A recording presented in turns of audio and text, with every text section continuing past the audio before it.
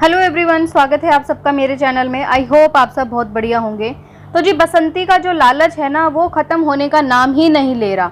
इतना सब कुछ लालच जिसे लेने के बाद भी जो है हिस्से का नाम ले रही है कि बंटवारा होगा बंटवारा होगा। तो लाला जी की वीडियो आई है और काफ़ी सारे लोगों ने देख ली होगी कि लाला जी ने कितना कुछ इन लोगों के लिए किया है, जो कि ये हमेशा बोल रहे हैं। अभी 1-2 दिन पहले गोलू ने भी ये चीज़ बोली थी कि खाली वो वीडियो में ही हमारा बर्थडे मनाया जाता था, हमें प्यार किया जाता था, वैसा कुछ था ही नहीं।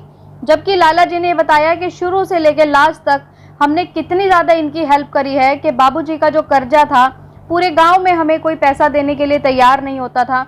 मैंने 12वीं के बाद ही मेहनत करना शुरू किया और मेहनत कर करके मैंने जो है इस कर्जे को उतारा। पहले लाला जी ने कई साल फैक्ट्री में काम किया, लेकिन उससे बात नहीं बनी क्योंकि कर्जा नहीं उतरता। सबको पता है कि एक फैक्ट्री में एक जो मजदूर होता है उसकी कितनी सैलरी होती है, उससे क्या वो बच्चे पाल सकता है या फिर वो कर्जा उतार सकता है। जहाँ पे देखिए अनीता जी ने भी सेक्रीफाइस किया अपने पति के साथ। उन्होंने बोला कि मैं अपने मायके चली जाती हूँ, वहां जाके रहूंगी तो हमारा जो खाने पीने जो भी खर्चा है वो नहीं होगा, और आप जो भी किस्तें जा रही हैं, जो कर्जा है उसको आप उतार लेना। जी की पूरी वीडियो मैंने देखी और जहां लाला जी ने ये बताया कि एक बात बताइए, जब जमीन मैंने खरीदी, घर मैंने बनवाया, तो उसमें जो है इनका बंटवारा कैसे, जो कि बसंती चीख चीख के बोल रही है कि हमें बंटवारा चाहिए। इनके जो रिश्तेदार हैं, मतलब जो उनके भाई बंधु हैं, वो भी वीडियो बना बना के जो है बोल रहे थे कि दिल्ली वाले घर में भी अब बंटवारा होगा।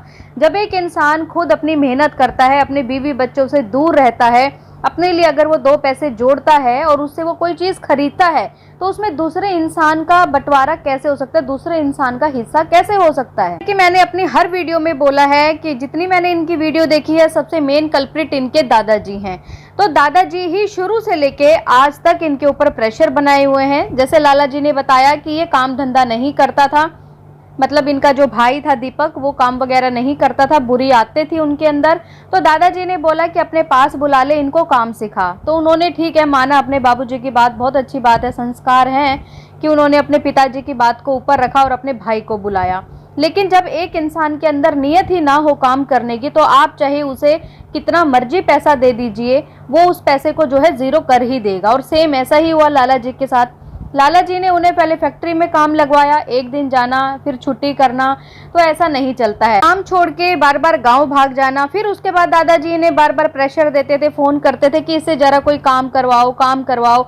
फिर लाला जी ने बुलाया, फिर लाला जी ने उसे काम दिलवाया, अपनी कैंटीन, जो कि लाला जी को खुद वो कैंटीन मिली थी। और वो वाली आपने लाइन सुनी होगी, first impression is the last impression. तो यही चीज होती है, अगर आप किसी नई जगह पे जाके अच्छे से आप इंप्रेशन जमा लेते हो तो सबकी नजरों में अच्छा इंप्रेशन रहता है।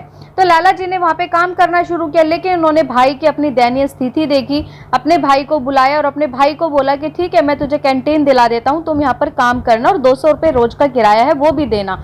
लाला जी ने उसे बर्तन और बेसन वगैरह ये सब चीजें उसे दी।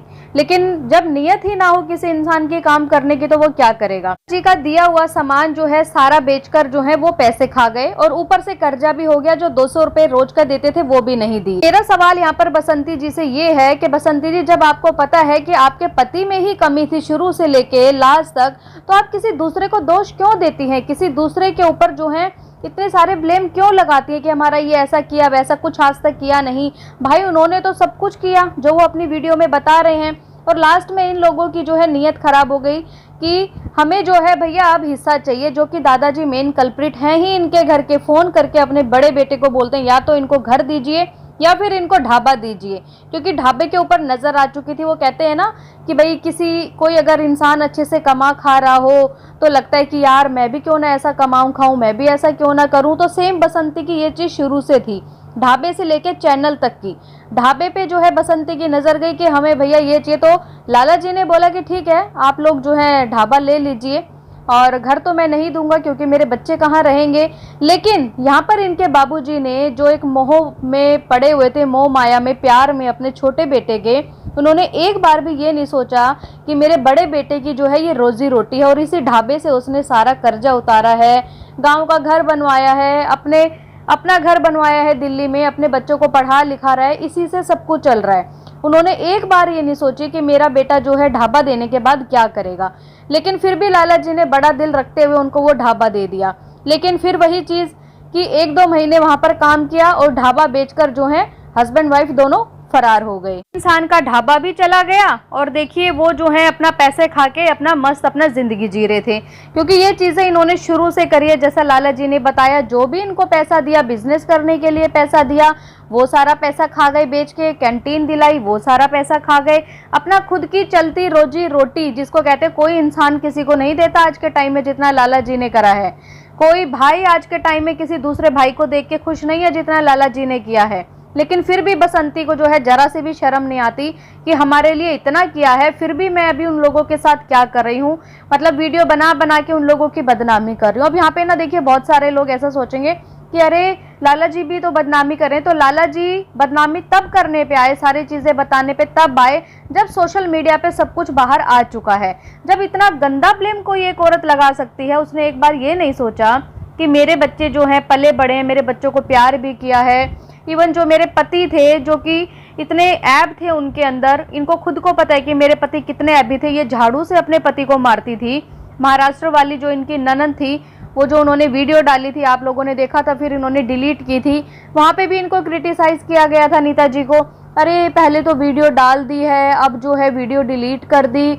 लेकिन डिलीट नहीं की थी, वो उन्होंने प्राइवेट की थी और दोबारा से उन्होंने वो वाली क्लिप सब लगाई। क्योंकि खुद की जो है महाराष्ट्र वाली ननद ने बताया था कि हमेशा ऐसे ही करते हैं, जगह जगह जाते हैं, वहाँ पर जो है थोड़े दिन काम करते हैं, फिर बेच बाच के कर्जा लेके भाग जाते हैं दूसरी जगह पर। लोग ऐसे हैं तो क्या दादाजी को जरा भी नहीं दिख रहा? क्या मतलब वो भीष्म पितामह बने हुए हैं? उनकी आंखें क्या बिल्कुल बंद है? उनकी आंखों पे ऐसी क्या पट्टी डली हुई है कि उनको कुछ दिखाई ही नहीं देता? तो दिखाई देता है तो सिर्फ और सिर्फ बसंती या उसके बच्चे। उनको लाला जी के बच्चों से, लाला जी की पत्नी से, अपने खुद के सगे बेटे से कोई मोह है ही नहीं। तो ये बोल रहे थे कि कितने बदतमीज है ये अंजलि, कितने बदतमीज है ये लोग, दादाजी से कैसे बात करते हैं, कैसे बात करते हैं। तो उन बच्चों ने तो शुरू से लेके आज तक सब कुछ देखा है कि उनके घर में क्या होता है, तो वो लोग कैसे रिस्पेक्ट करेंगे। देखिए यहाँ पर लाला जी के जो है तारीफ करनी पड़ेगी, और तारीफे काबिल हैं लाला जी कि वो कहते हैं ना कि जिस इंसान के अंदर मेहनत करने की लगन होती है, वो कैसे ना कैसे भाई एक दिन मुकाम हासिल कर लेता है,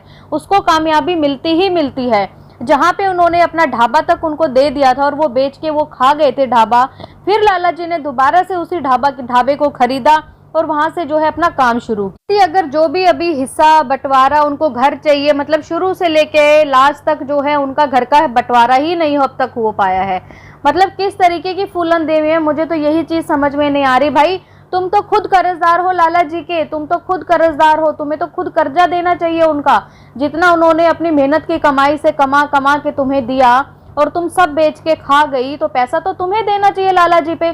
तुम तो खुद कर्जवान हो और तुम जो है उनकी कमाई का जो उन्होंने घर बनाया है, जो ये गांव वाला घर बनाया है, जो कोलवाई की जो जमीन थी वो छुड़वाई है, बाउंड्री करवाई है, जो भी चीजें उन्होंने करवाई है, तुम उसमें से हिस्सा मांग रही हो। गाइस आप में से कौन कौन सहमत है मेरी बात से, कमेंट करके मुझे जरूर बताइएगा। और जो भी आप लोगों की राय हो कमेंट के जरिए जरूर लिखें। और अगर आपको ये वीडियो पसंद आए तो प्लीज चैनल को लाइक करें, सब्सक्राइब करें, शेयर करें एंड बेल आइकन को प्रेस करना बिल्कुल ना भूलें। सो बाय, मैं मिलती हूँ आपसे एक न्यू वीडियो में, तब तक के लिए बाय।